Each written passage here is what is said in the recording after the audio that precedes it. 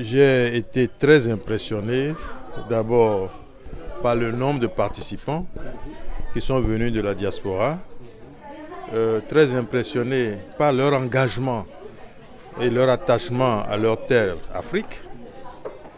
Et j'ai été aussi très impressionné par la qualité des intervenants. Il est évident que le pas qui vient d'être fait par nos frères et sœurs de la diaspora est essentiel.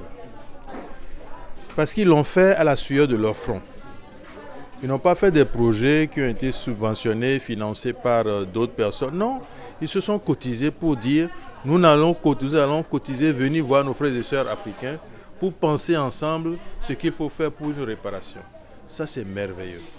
Et je pense que ces genres de démarches, nous devons le faire et essayer de tracer, de mettre sur pied un pont sur l'océan Atlantique et permettre des échanges entre frères et sœurs de la diaspora, qu'ils viennent vers ici, mais aussi qu'on aille vers eux pour réfléchir ensemble pour les stratégies à mettre en place, surtout pour réhabiliter notre humanité.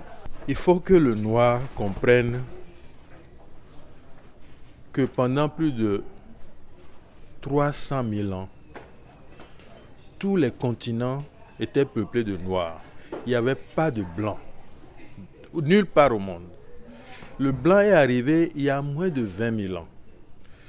Donc, le continent africain, sans aucun doute, c'est la terre des premiers balbutiements. C'est la terre des civilisations et de toutes les civilisations. Et que ces civilisations qui ont été mises en place par nos aïeux avant l'arrivée des Blancs, eh bien, ces civilisations, ces technologies n'ont pas encore été égalées. Maintenant, le système cartésien qui a été mis en place par les Blancs, qui est étroit, limité et désert, parce que ce système ne connaît pas l'amour, l'intuition, l'émotion, c'est une coque vide qui va nous conduire vers la fin de notre planète. Il faut que l'Africain se réveille, que l'Afrique et l'Afrique à sa diaspora se retrouvent pour sauver l'humanité. Parce que c'est un devoir impérieux. Il ne faut pas qu'on croie que si le bateau coule d'un côté, les autres seront sauvés. Nous allons tous sombrer. Donc il faut qu'on se mette ensemble pour apporter des solutions aux défis planétaires qui interpellent l'humanité de notre jour.